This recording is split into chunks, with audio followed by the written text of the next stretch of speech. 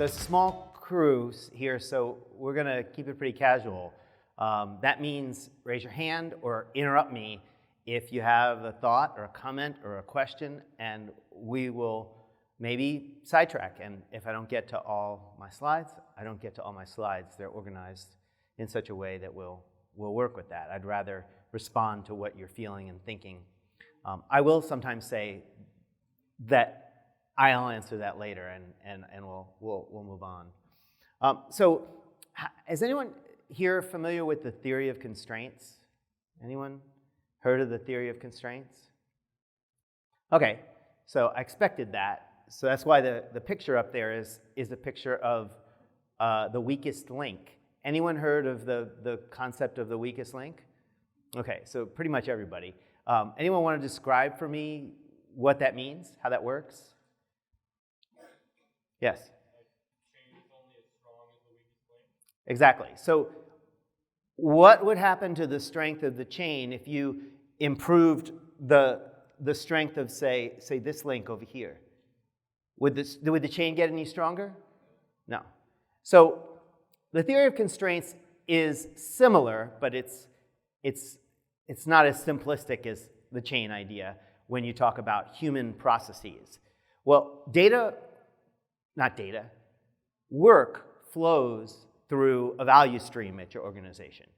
Software development work has to get prioritized in the product backlog, then get put into a sprint backlog, and then get developed, et cetera. And so in any given process, there's one spot that is the bottleneck more often than others, and that's where it deviates from the weakest link concept, because the weakest link is almost always the same no matter the context in the chain. But at times, you might have a bottleneck at one point in the process, and at other times it might be another. So just ignore that sort of nuance.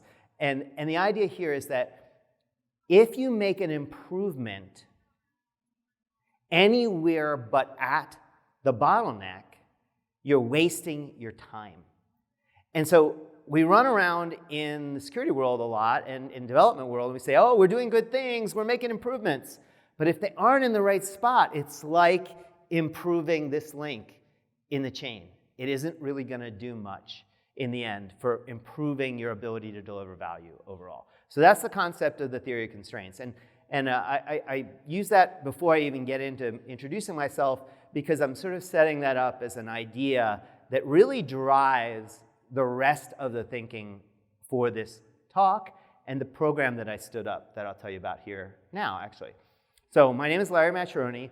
I currently work for a security tools vendor named Contrast Security.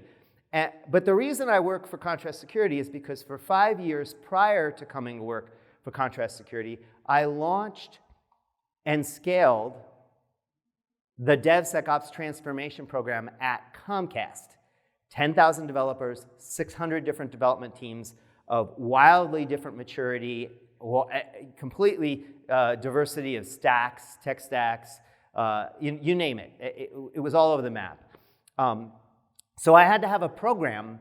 I had to create a program that would bring all of that diversity, improve it continuously at scale across the entire program. So that's my main qualification for being here today, is I'm a student of developer psychology and development team sociology, such that I can actually get developers to do stuff differently.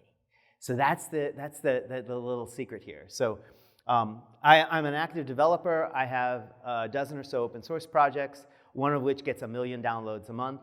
I am a cybersecurity expert. I co-founded the Scilab at Carnegie Mellon, or I was a founding director at the Scilab at Carnegie Mellon, and I co-founded the Build Security In initiative, which was funded by the Department of Homeland Security. I've got all sorts of awards for cybersecurity papers that the NSA uses today and test suites that they use today. So I have all that background as well. But the really thing I'm here to talk to you about is getting developers to change. And that's really the idea here. So show of hands, and you should raise your hand for every one of these things that applies, not just pick one. So I'm going to pull them up one at a time and raise your hand for this. So if this applies to you. Do you write application code? Oh, we got developers in here. Awesome. That's great. Do you write pipeline, tooling? Same basic people. So DevOps, basically. You do both kind of thing. Are you responsible for or heavily involved in security for your organization? Oh, wow. So we have the whole kit and caboodle here. This is great. I love it. Perfect. Okay, so how do you get developers to change? Well, it's about mindset, and I'm not talking about your mindset as the person that is being changed or being caused to be changed as a developer. I'm talking about the mindset of the leadership that's trying to accomplish this change. There's a lot of things that they think which causes them to do and gets observed that are actually counterproductive. And the way to fix that is to start with your mindset. The very first mindset shift you have to take when you're a security person is you have to stop thinking of your role as a gatekeeper, as a throw it over the wall, as an inspect it in, as a policeman, as an enforcer, and you have to shift to something else. And we'll talk about the something else in a little bit. This slide will go into the sort of, the very first bullet that's up there is a very obvious reason why this gatekeeping approach doesn't work, that it just can't keep up, right? I mean, when you ship code once a quarter, then you could have a pen test that occurred before you ship the code, and you could allow 2 weeks for the team to respond to the results of the pen test, and then you deployed to production. And the funny thing is that a lot of security leaders I talk to, people who aren't as, like you guys are, diverse and have developer background, they still think it works that way. They still think that their application security function is supposed to do that. And the developers have just gotten tired of trying to correct them, and they just go around them now. And so it's basically ignorance is bliss in a lot of cases. But there's a lot of other more subtle, insidious problems with this approach. So who likes to call someone's baby ugly? Does anyone go, have a friend that has a new baby and they say, oh, that baby's ugly. It's got a weird nose or something like that. Who enjoys that? Does anybody enjoy? Nobody enjoys that. Well, guess what security people do all day long? They call somebody else's baby ugly. It's not a lot of fun for the people on the receiving end. And one of two things happen on the sending end. Either you're the type of person that actually likes catching people out, which means you'll never have a good relationship with the audience you're trying to change the behavior of. Or you don't really care all that much, and you just sort of have a job, and you just kind of, okay, you tell me what I want to hear, and I'll check the box, and we can all be happy, kind of thing, right? Or you don't stay in that job very long, right? And so you have this self-selection bias problem that causes you to never be able to establish a good relationship between security and engineering. Confrontational is similar. When the team does respond, often they're like, what's the minimum I can do to get you to go away? And you get a checkbox response, which means it's not very effective often. They're rarely context sensitive, which is the reason why you get a checkbox response. The standards that they're built on are often out of date. So the policy enforcers, the gatekeepers, have a choice to make. They can either selectively enforce the ones they think are least out of date, okay, and most important, which seems arbitrary. So if I can ignore this thing in the policy manual, why can't I ignore that thing? Broken windows effect, right? Or they give you a full audit and tell you everything's wrong, which is overwhelming to the team, and they're like, well, I can never do all of that, so I may as well not do any of it, so I give up. So these are the insidious sort of problems with this approach that actually I think add up to more significant than the fact that they can't keep up, which is the reason everyone gives for the DevSecOps movement, is that they can't keep up. So the very first thing you have to sort of work on as a security leader is the words you use. So there's this famous historical quote, watch your thoughts for they become your words, watch your words for they become your actions, on and on to destiny. And this implies that the thoughts is the first thing, which is true, but the opposite is also true. Words can sometimes influence how you think about things. So if you have a different definition for the word build than the security people do, which I see this all the time. The security people think of the entire CI pipeline run as the build. And you don't have, you block the build, you break the build at the end of it. Well, developers have a more nuanced understanding of the word build. It can mean that, yeah, at times, in context, I know it means that. But it also just means that the compiler, basically, or the transpiler, producing a deployable artifact, something you can run. But you're still going to run a bunch of tests after that. The security people always think the tests are included in the definition of the build. Not all of them, but often, more often. And the developers had this more nuanced understanding of the word build, for example. And so by learning what the definition of the word is to the audience you're trying to influence, that's really important. And what often happens is if you don't like the new definition, you basically redefine it to mean what you used to mean. And that's the Larman's law of organizational behavior. So here's a word that we hear a lot of nowadays, DevSecOps, right? And so it has lots of different definitions. I'm going to give you mine in a second here. But the common one from tool vendors, not my company, by the way, contrast, but other tool vendors, is they put DevOps lipstick on a traditional security pig, and they call it DevSecOps. It doesn't behave differently. It's basically just got new marketing to it. It's not designed for developers to get the feedback directly.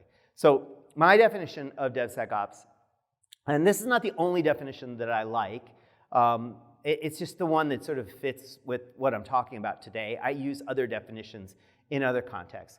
But I actually have a love-hate relationship with the term because I really believe that if you're doing DevOps right, the security part's included, right? The Phoenix project, the beginning of the Phoenix project is a security guy, right? You're nodding. Did you use that in your talk? Is that Guy? Who is that? No. Yeah, you? No. A lot of the stuff you've been talking about reminds me of that book so far. Oh yeah. You're going to get more of that, but I'll deviate from it a little bit, but yeah. So, but yeah, the security guy was built in there. So if you're doing DevOps right, the security part's included.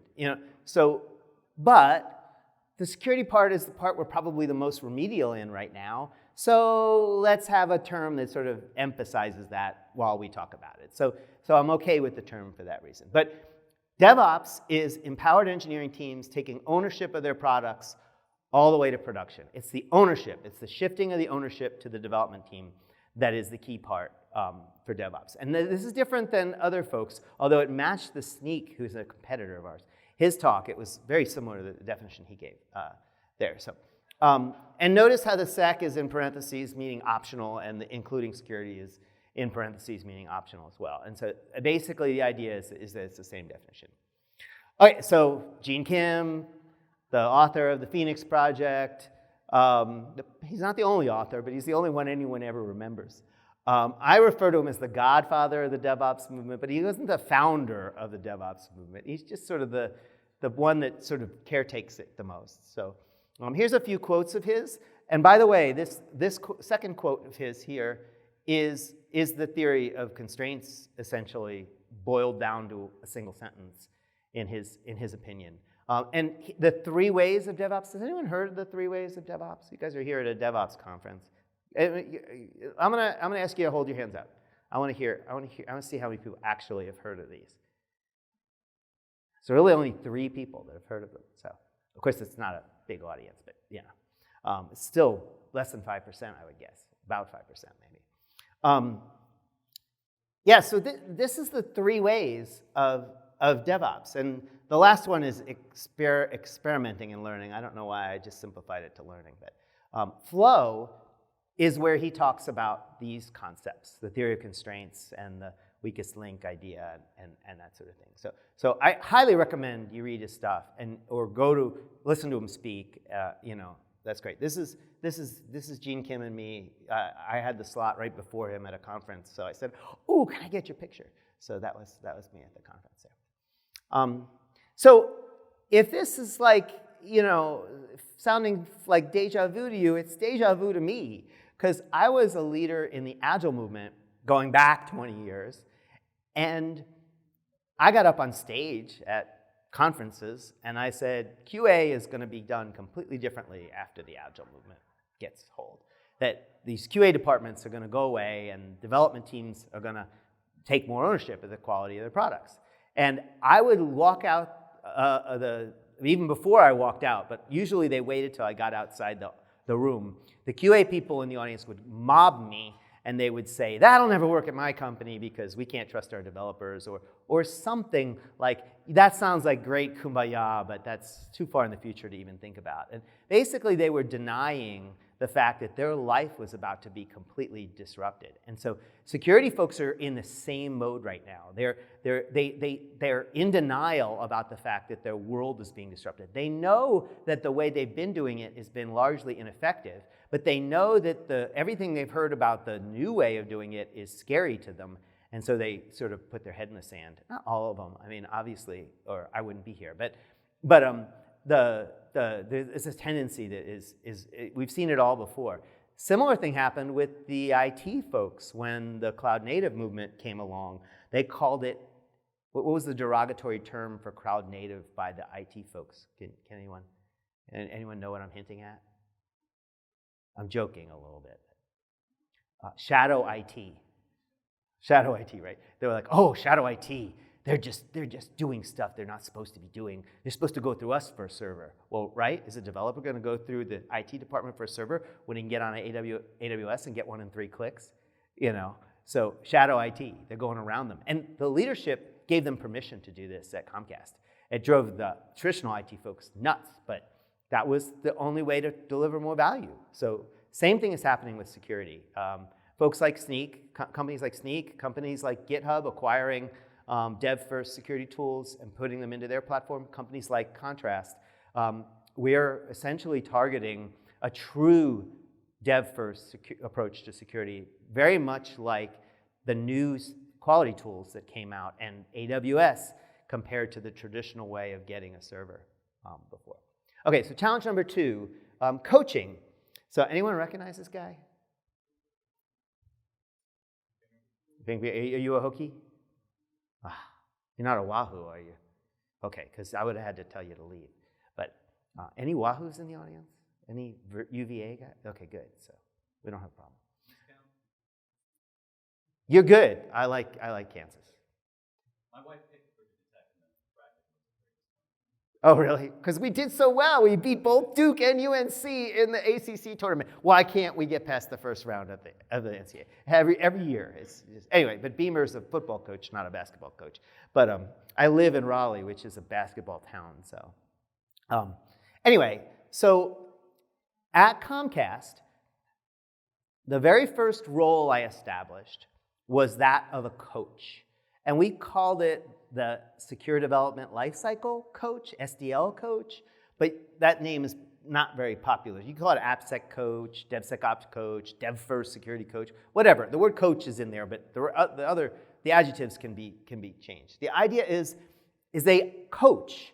They don't cajole, they don't beat up, they don't police, they coach. They want the team to be successful. They want to help the team be successful, the idea of a coach. Anyone familiar with a TV show on Apple Plus where this coach from American football goes over to coach a soccer team, European football? You know, who am I talking about? Ted Lasso. So Ted Lasso, he's a brilliant strategist with soccer, right?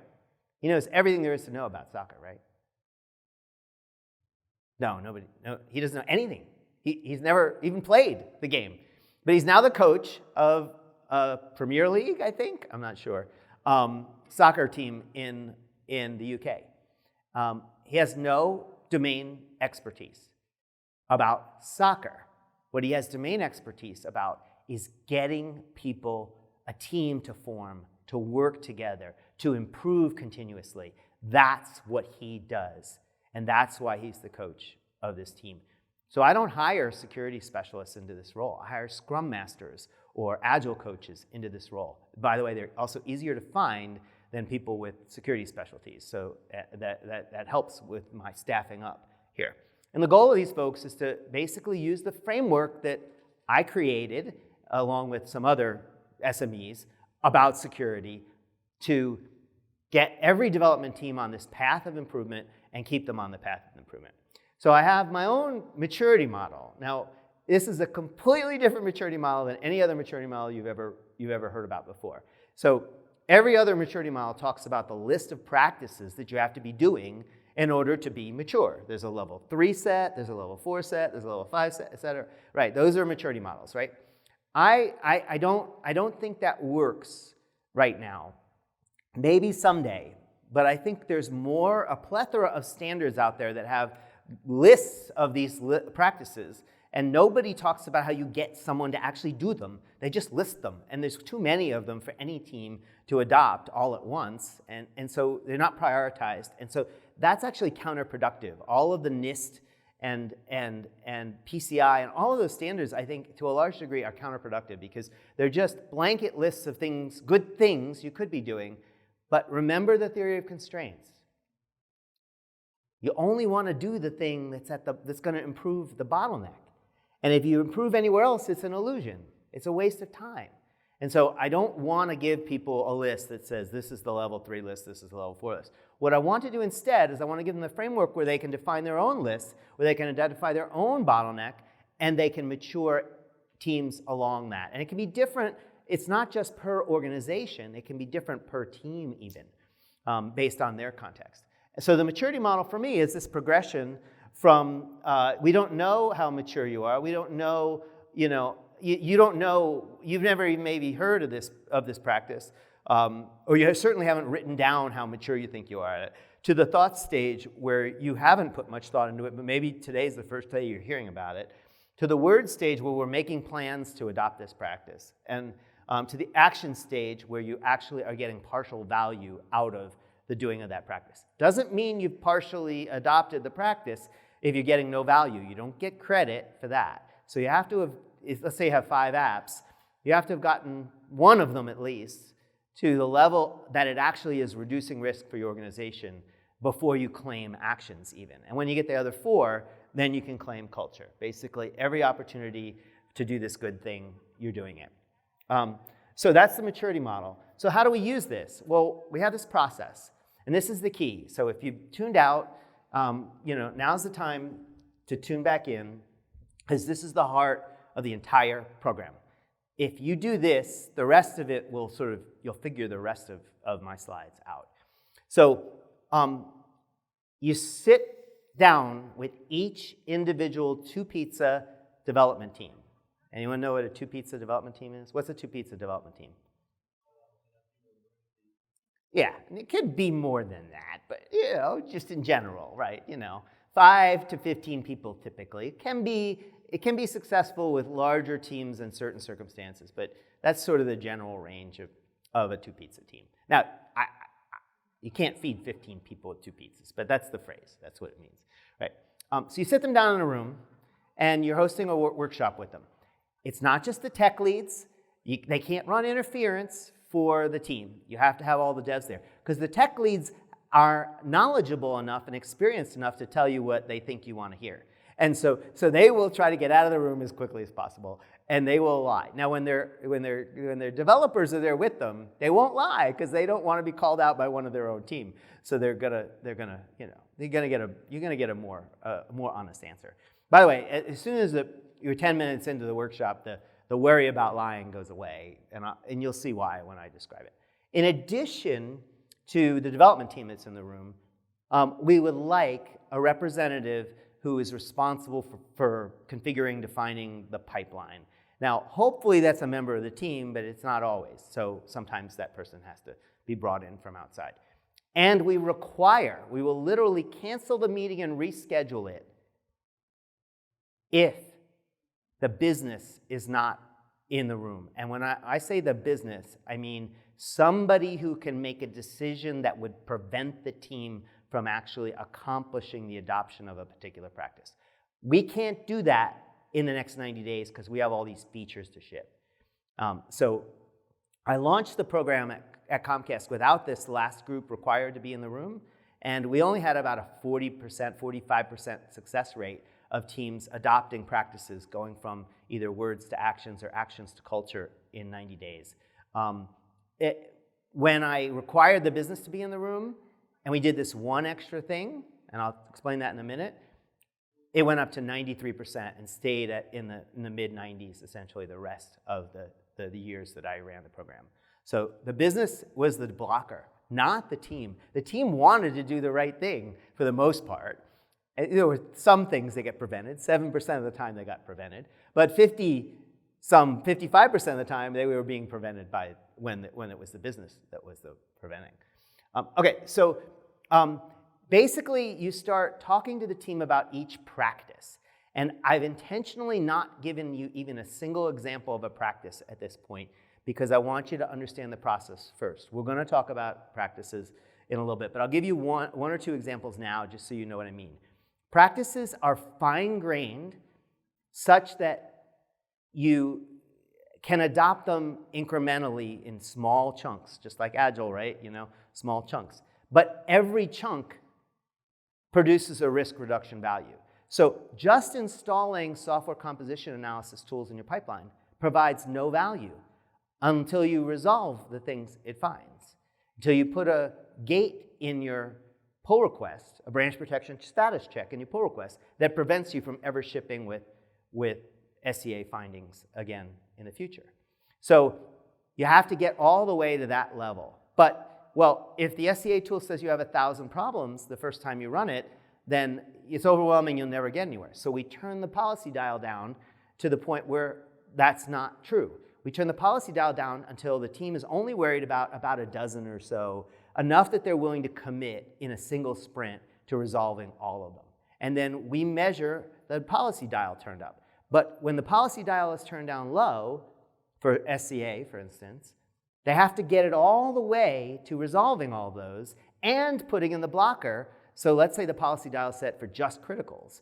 They have to put the blocker into their pull request system so they can never merge code that has any criticals again in the future. And then we slowly turn the dial up. So there's a separate practice for critical SCA findings, then for high SCA findings, then for medium SCA findings, then for critical SAST findings, then for high, and we can actually break it down even smaller, the list of practices, so that it's about a dozen or so findings in each increment. Okay, so that's an example of a practice. We talk about what's involved in the practice, and we are doing a partial gap analysis. There was about 40 practices in my table, and I'll show you the table in a little bit, at the end of my 5 years at Comcast. But we only talked about the first 6 in the upper left corner, the biggest bang for the buck ones at first. As soon as we found 2 to 3 practices that the team was not doing at the culture level, we stopped the gap analysis. We don't kind of overwhelm them by talking about the other 34 practices.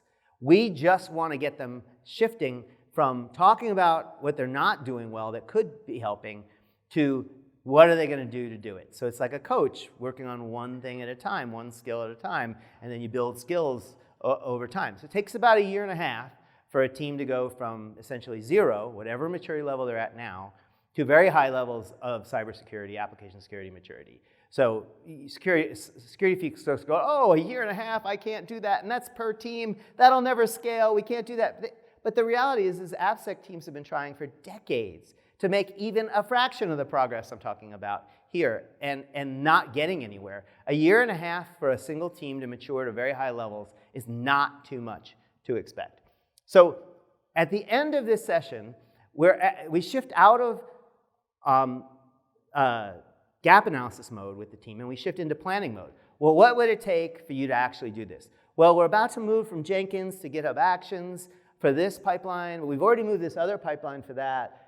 We don't want to really do anything in the Jenkins pipelines because they're going to go away eventually. So let's start with the Actions pipelines. Okay, so how do we install an SCA tool in GitHub Actions? Well, there's this thing over here that the company has bought. There's this other option. We could go out and buy something ourselves. You get the team talking about what it would take to actually do it. You get them making plans. You get them enthusiastic about what it would take to do it. And you're capturing it. The coach is documenting all this as they go. At the end of this session, we ask the team, okay, you've talked about 6 things you could do. Pick one, maybe two, at most 3 things you're going to turn one shade of green darker, go from words to actions or actions to culture in the next 90 days. Pick 1 to 3 that you're going to commit to doing that here today. You're going to commit to each other that you're going to do this in the next 90 days. We picked 3 things. Okay, so now I'm going to go around the room and I'm going to ask for a verbal affirmative from everyone, just like when you're in the exit row of an airplane, right? I need you to verbally confirm that you can operate the door in the case of a crash, right? And I start with the business people, and I say, do you support this plan that the team just set? And by support, I mean, will you do everything in your power to see that the team achieves their own goals? This was essentially the key concept to get through to the business folks. And they would say, no, we got these features to get out. I don't even know why you wasted my 90 minutes in this meeting. I mean, we're not going to do any of this stuff. And the team, is in an uproar about it. And eventually, that's not the reaction you get most of the time. Most of the time it says, I can't support all 3 of those, but what if we do 2 of them? If they do say, nope, we're not going to do any of that, we say, okay, team, the reason you're not going to make progress on your goals is because the business won't let you. I've documented that here. I'm going to go escalate that now on your behalf. And that usually got them back to the negotiating table before it got escalated to somebody else. So we pre-negotiated this for the development team with the business in the room. We come back 90 days later, and we do a resync workshop. Maybe we'll go from the top 6 practices to the next set of 6, to the next set of 10. And we incrementally, slowly get the team to mature with this. Okay, I'm going to stop here. Questions, thoughts, comments? We've got 15 minutes left before I shift to questions, but this is the key idea here.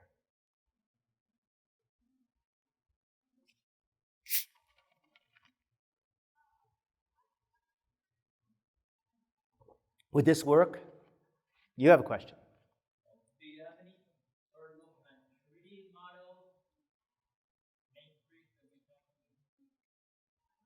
That? Yeah, it's intentionally too small for you to read because I don't want you focused on that because there's a ton of these things. And you can borrow mine. I have a typed up one. I can send it to you. You can borrow mine. But the focus is on how you get people to adopt it. Just having a list doesn't help you. And it's not prioritized, and there's no guidance on sort of what it means to actually do that thing for an individual development team. And that's what the focus of this whole process is on, not this list. So actually, every team, every company I go into, USAA, Intuit, Ford Motor Company, Airbus, these are some of the companies that I'm working with, and Comcast, of course. Basically, they come up with their own list.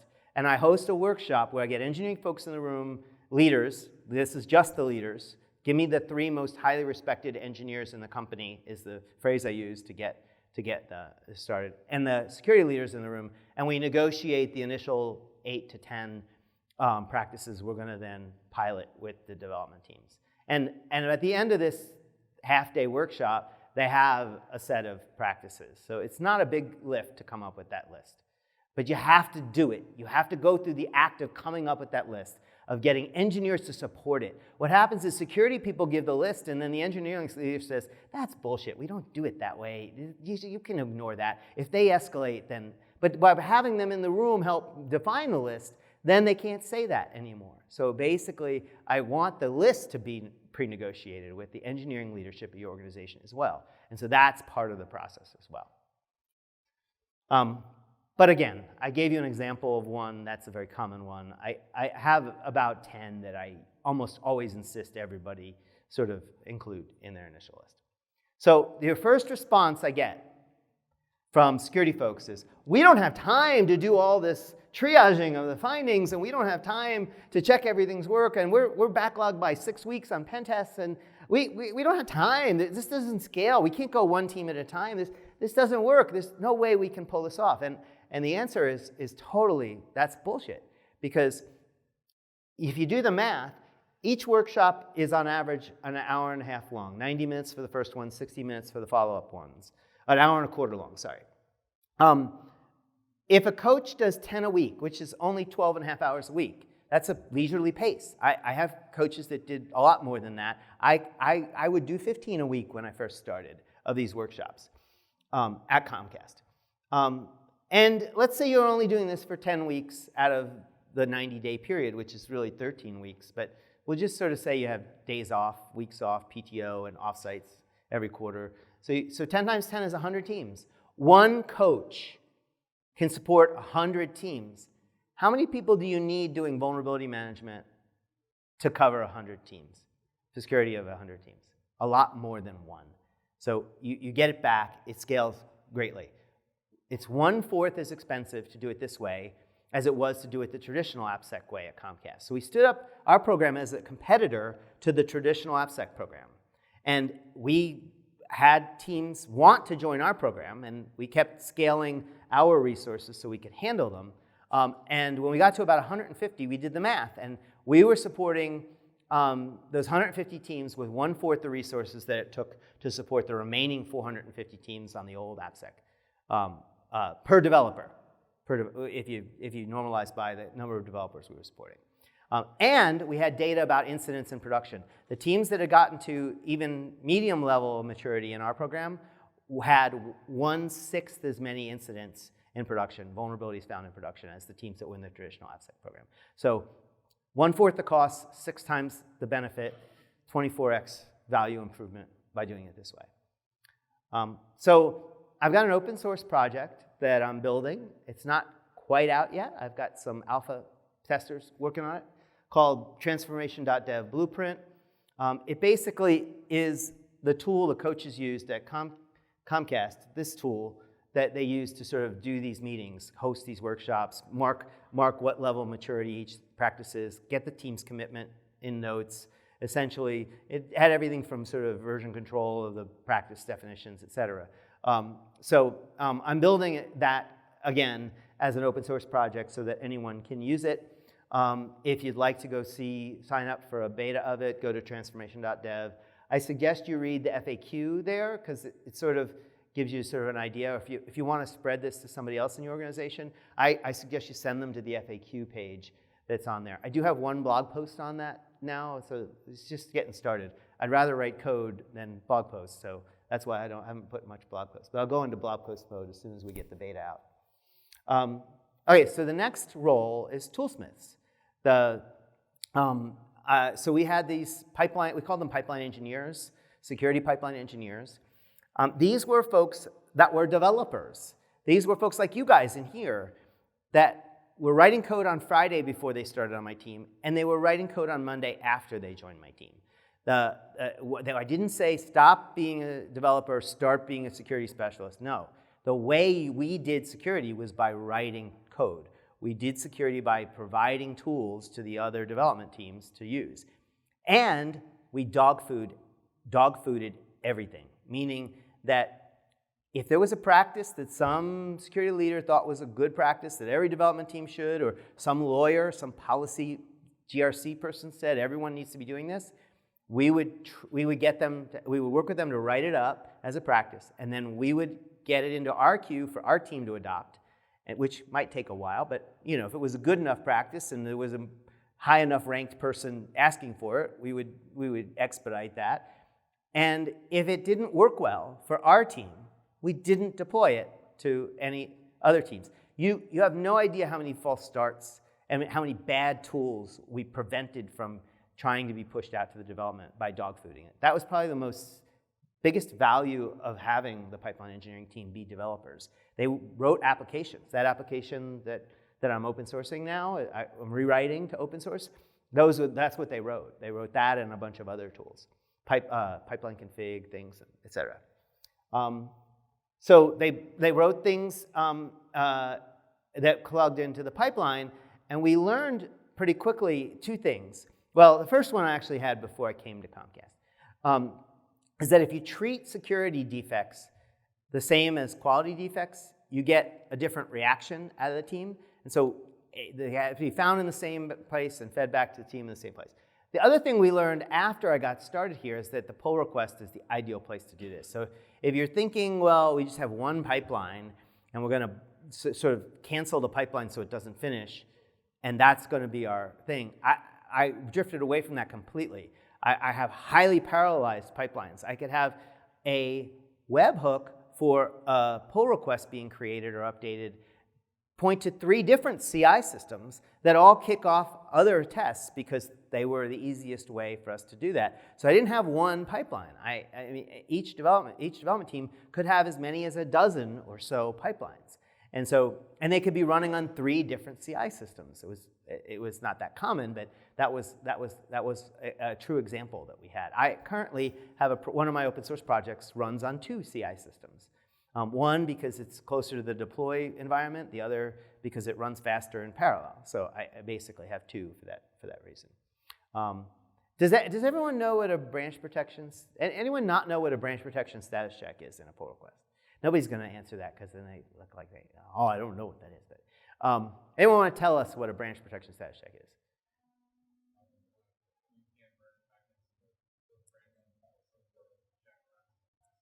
And what kind of checks do you have in your branch protection status checks? Run unit tests. What else?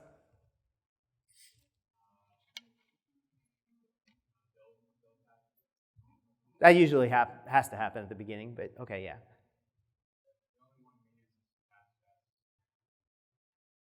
Okay. So I love it when I meet a team that does that because they're already most of the way there. Technically, having a peer review, code review happen is considered a branch protection status check. So you configure that on the same page in GitHub. How many people use something other than GitHub?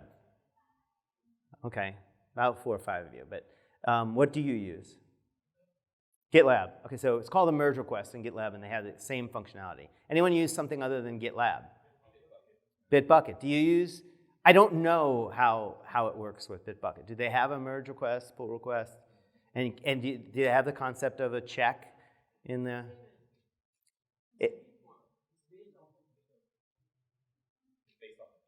Git doesn't have that functionality.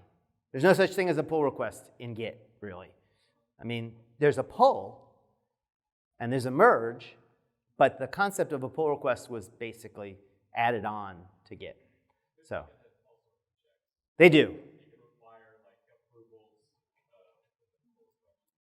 Okay, what about configuring pipeline steps to pass before you? Okay, good. So that's all you need for that. So basically, you configure these checks, and by the time a team reaches sort of mid-level maturity with my program, they have 6 to 10 of these enabled in there. There's a separate one for the current required SCA level. Like, let's say they just are clean on criticals, but they're working on highs. They're not quite clean on highs. So they'll have 2 separate checks. One will be a required that will literally block the merge. The other will just be an inform that will just tell them, hey, you're not clean on high severity findings for SCA. So it reminds them, it's in their face, that they have to get to that. Once that becomes clean, then that shifts. You're still only 2 because the required one shifts to critical plus highs, and then the optional one shifts to mediums, possibly, then there. So anyway, so teams have 6 to 10 in their program when they get done, in their pipeline when they get done. So highly parallelizing the pipeline is sort of something that happens naturally when you start to do this, but how many folks have any parallel steps in their pipeline? Cool. So you want to describe sort of how parallelized it is? And what do you use parallelization for? Well, there's a wide variety of things, but typically the longer running tests are done in parallel. Yeah.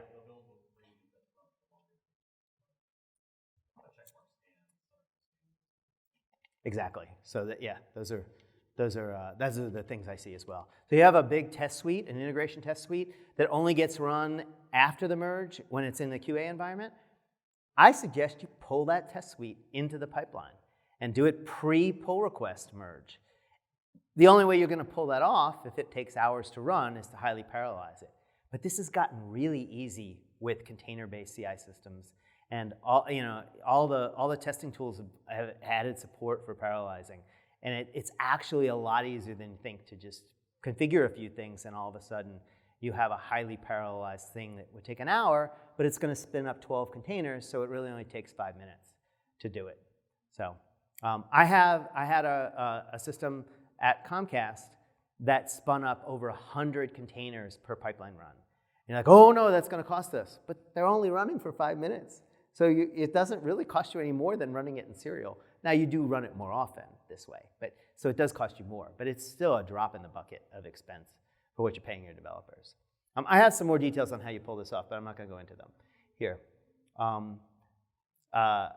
So why is the pull request the ideal place to provide this feedback? Well, this is a developer psychology thing, right? If you get feedback to a developer of a vulnerability in code they wrote 3 weeks ago, they're much less likely to care. And if it has to go through a prioritization process, it's more like many weeks, not 3 weeks. So the half-life of their knowledge of the code base has gone down dramatically, and how much they care has gone down dramatically. Might not even get assigned to the same person, the fixing, that wrote the code. But by providing the feedback in the pull request, the developer cares passionately about their job. They want to get their code merged in. They want that code review to pass and have them get that code merged in. And so if you can provide the feedback in the pull request, they are much more likely to jump through more hoops to learn what an SQL injection is, especially if you link the vulnerability finding to a 2 to 3 minute interactive lesson that teaches them what a SQL injection is. They're much more likely to incrementally learn this way and actually fix them than if you wait 3 weeks. And that's basically the whole idea, doing it there. I talk about learning, optimize for learning. So there's this defect 3-step is what Watts Humphrey, the founder of CMM, Watts Humphrey was the founder of the capability maturity model. It eventually became the CMMI. Has everyone heard of the CMMI? Anyone know what CMMI is? A few people, not many. Huh. So you won't care that Watts was on my PhD committee. But he came up with this thing called the defect 3-step. And basically the idea was to focus on the learning aspects, to think of every defect as a learning opportunity, more so than a checklist item that you need to address. And this 10x effect for each level. So, fixing the thing that was found, that's 1x. Find and fix others like it is 10x, because you might have 10 of those elsewhere. Not just in the code base that's the current target evaluation, but all the code bases. And then prevent future occurrences like this. And often this is just learning. I mean, we found that if you feed this back to the developer in the pull request, they almost never write another vulnerability like that ever again, no matter not this project or any project they were. You're doubtful of my statement there. So do you want to? It's absolutely true. Okay. Okay, good. Okay, I saw the smile. I thought you were like, I'm going to catch him out. So I thought you were one of those baby ugly kind of guys. So, okay. So this is about the theory of how people learn, and the pull request actually hits all 3 elements of the academic concept of contextual learning. This has been around for 100 years. The research has been done on this. Basically, situated means it's needed for your current activity. Obviously, you can't get your pull request merged without it. Social means you gain professional credibility from it. Basically, your peers say, wow, your code is really clean. And distributed is that the company supported this by giving you the resources, making it sort of happen for you. So that's what makes this likely. Metrics. And how am I doing? I'm actually at time here. So I'm going to quickly go through metrics and then take a minute for questions. Who's the next speaker? You guys. Okay. So I'll give you 5 minutes to set up. So that gives me like 3.5 minutes to finish. So as I said, this gets more and more detailed as you go. So the transformation blueprint and the app we built at Comcast produces this visualization to track an organization's progress. So each ring here represents a different development team. So this is a visualization for 10 development teams. And so you can meet with a manager that's sitting over 10 development teams, and you can give them a graphic that shows them exactly how mature his organization is. And each of these assessments occurred, each of these gap analysis occurred one practice discussion at a time in these workshops. And then you roll it up. And you can track this over time. That's what this visualization is. And then this is how we visualize vulnerabilities. I won't go into that. And actually, the next few slides are metrics around vulnerabilities that I won't go into. I will point you to a talk I gave at the RSA conference a couple years ago. I had a room about twice the size, and there was like 10 seats left open. So it just goes to show you, talking about security at a developer conference is not that popular, but talking about developers at a security conference, very popular. So they're worried more about you guys than you guys are worried about them, is obvious. So the next time I'm going to propose a non-security talk at a developer conference, and I'll sneak in some security stuff every once in a while, because DevOps includes security. But this talk gives you all the numbers for the 157 teams we had halfway through the program, at least at this point when I did the research. This is where I get the 6x reduction in cybersecurity risk. And then I actually have data on each individual practice. So this is my top end. He's gone. Somebody in the back wanted the list of practices. He should have waited a little longer. So this is my list of practices. Although I actually changed them now. So that was the ones I had when I published this at RSA a few years ago. So before you use this, please call me and I'll send you an updated list of my recommended practices. Please sign up for beta access to Transformation Blueprint. Let me know if you'd like to pilot a program like this at your organization. I've got a 2-day sort of, for $12,000, I'll come in and I'll get you started. I'll help you create the program and get you going. And then I'll follow up with you with other consulting as needed. Please connect with me on LinkedIn for questions. I'm the only Larry Maccherone on LinkedIn, so it should be pretty easy, other than my dad. So if you look on LinkedIn and you can't tell the difference between my dad and me, he's got all the mechanical engineering patents and I have all the software patents. So that's the difference between us on LinkedIn. We look a lot alike, though. Okay, I really don't have time for questions, so hit me up on LinkedIn, or I'll be glad to stand out in the hallway there and answer questions. I got to let these folks set up for their talk. Thank you.